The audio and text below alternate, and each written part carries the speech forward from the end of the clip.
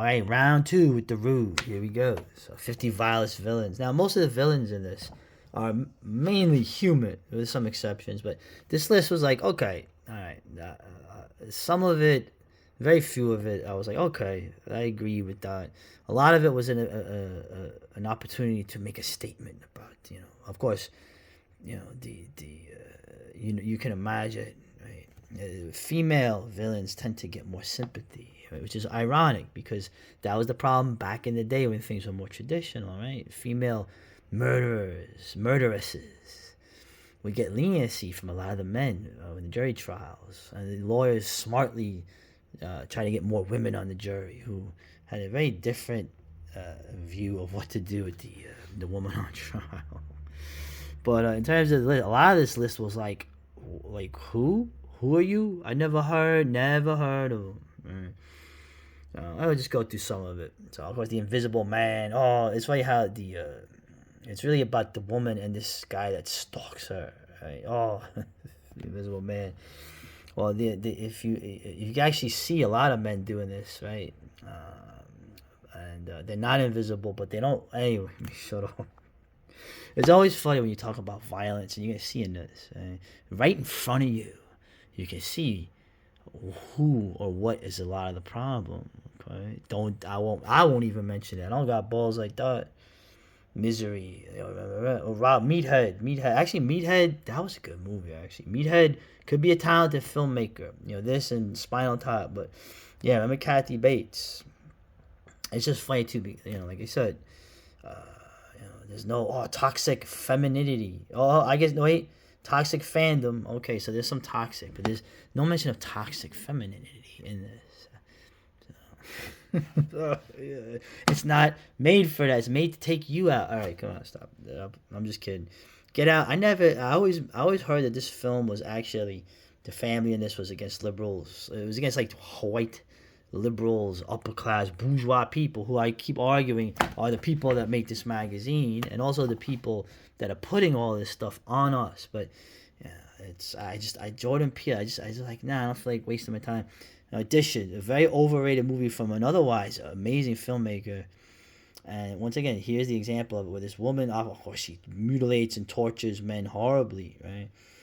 The scariest part, Asami's punishments may be extreme, but they may not be entirely undeserved. Really, really. The guys in this, whether they're jerks, they deserve to have their fucking ankles sawed off with a rope saw. Really? Okay. Yeah, really. Yeah, really.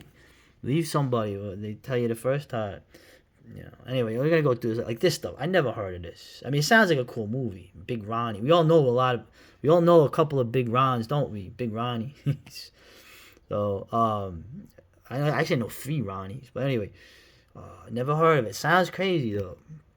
Right, and we'll just go. Of course, now the ironic thing, The Mist, right? Remember Mother Carmody, religious fanatic. I would argue you have many religious fanatic women, older women today.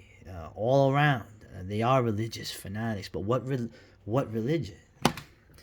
So, and about Arthur, dude, this guy, they had to put like a statue of him on this. This was a good thing they did, dude. This man, good job making this dude. What a villain, hell yeah. So. Yeah, and he's very much like yeah, I stinker, right? Bugs Bunny there's like a cartoonish element to it, right? Slapstick element. So go to here. I'll agree with this, my Carrie. Remember, everyone remembers the mother, right? They're all gonna laugh at you. But yeah, Nancy Allen, right? The mean girl, a self-absorbed senior delights in torturing her less popular classmates. Yeah, she is a fucking cunt, isn't she? So.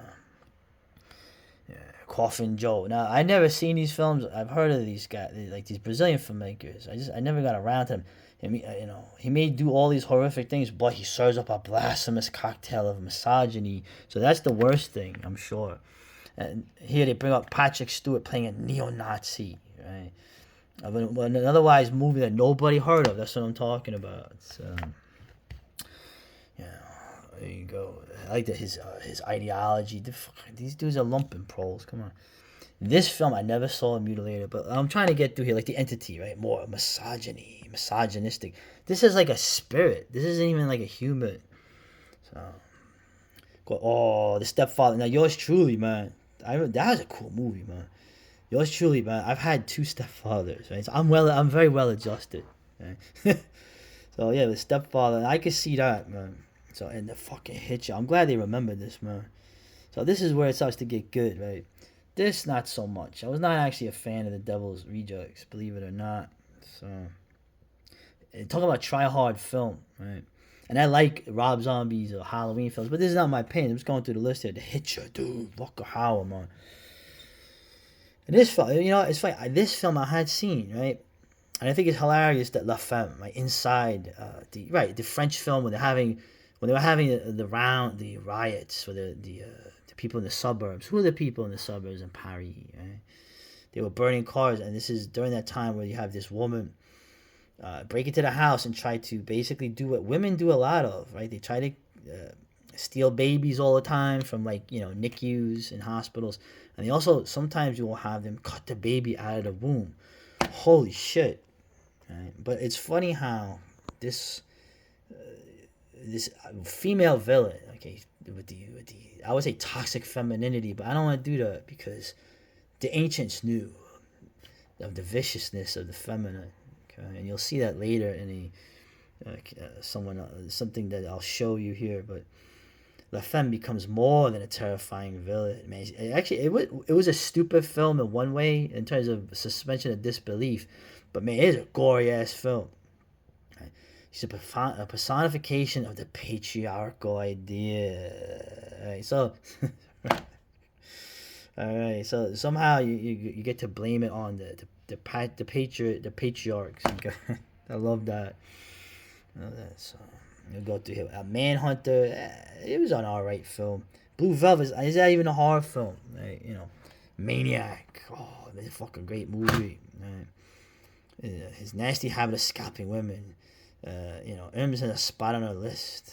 Very, very Frank. Actually, man, fucking Joe Spinell. What an actor. Yeah, man. Frank Zito. What up? Yeah, what a greasy character. Right? So I guess with this list, I guess it's more than the characters. I'm sort of doing what I did with I'm trying to finish with the 100 songs. It's not really songs. It's the movies. Exorcist 3, Water. I'm glad people realizing how good this film was. The Exorcist 3 deserves a thing of its own. What a great film, man, from that time period, man. Now just go ahead. Henry Portrait of a Serial Killer. Okay, so you like this list? Well, I mean, look, how could you not have one of the nastiest movies that gets under your skin on this, right? Michael Rooker. I met him. What a cool dude, man. He's actually like my height. I thought he was a big dude. He's like my height. He was drunk too, but he was a friendly drunk, a cool guy to talk to, man. Just saying. All right, Henry. People are just playthings in the hand of an angry God, right? Meanwhile, it's funny how, and of course, me, I'm not gonna have any sympathy for any creep like this. In a way, based loosely on Henry Lee Lucas, but in the film, you see often that he's a victim. Yeah, that he was a victim as a kid when he's describing the woman. Remember to the woman in the film that you think is gonna save him. Where he forgets that I shot her. My mother hit me with a whiskey bottle. So I shot her. And he's like, I thought you said you stabbed her. And he's like, oh, yeah, that's right. I stabbed her. Right, so it's just, what a fucking movie, man. This movie gets under your skin, straight up. So now, never heard of this, never saw this, which I need to, because Robert Carlyle is an actor I like a lot. Never heard of this, going through, never heard of this. So, I keep hearing this movie Creep is crazy though, but I just haven't gotten around to it. Maybe this, I'm not even gonna mess with this. I'm not even gonna mess with this. Oh, you gotta be killing me. Thank God, the South Park was enough for that.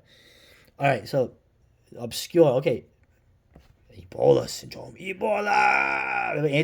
The Untold Story too. Okay, so maybe the list is a little better than I was thinking on my first try, but. Ebola Syndrome, what a great film. I love this. This film's crazy. And The Untold Story, man. The Untold Story has one of the nastiest prolonged murder scenes I've ever seen in a film. Okay, right, but right, it was, he gets Ebola, right, but Ebola doesn't kill him. He can spread it to other people, right? So when he's running around spreading Ebola, Ebola, yeah, that's right. Right. Ichi, now that was crazy, man. Ichi the killer, but like this guy is a villain. I mean, he's just a killer. I mean, there's like no heroes in this film. The superhero is like an autistic, fucked up dude. Okay. Right now, high tension. This is where we're gonna get a little controversial. Not really, right? Alexander Aja always got in trouble for this because of the end, the twist ending, where this evil rural, French redneck in Varg's neighborhood is killing people, and then you realize it's not. It's actually the disturbed lesbian, right? In this internalized homophobia. Where in the film? Where in the film is there internalized homophobia? I don't remember seeing that. Right? Hidden urges. I mean, she's obviously very kind of masculine looking, right? It's interesting, the misunderstood twist. So I misunderstood this. Makes perfect sense. They're revealed to be twins of the opposite sexes and queer genders. There we go. Fused and reconstrued for the 21st century. She's more sympathetic. Yeah, okay, please, come on. Dude, she was, Do I have to mention?